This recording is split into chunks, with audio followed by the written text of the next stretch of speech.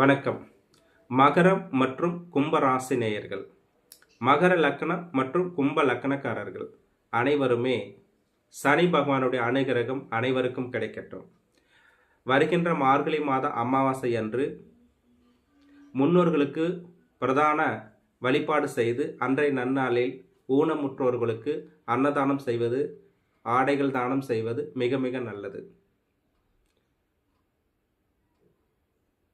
அன்றைய நன்னாளில் முன்னோர்களுக்கு எள்ளு சாதம் வைத்து வழிபாடு செய்தாலும் உங்களுக்கு அனைத்து ஐஸ்வர்யங்களும் கிடைக்கும்.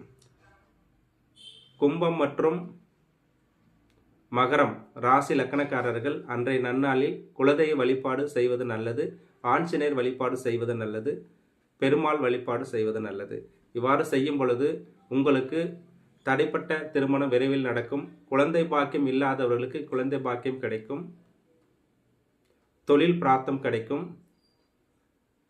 அரசு உத்தியோகத்துக்கு முயற்சி செல்பவர்கள் கண்டிப்பாக அரசு பிராப்தம் கிடைக்கும்.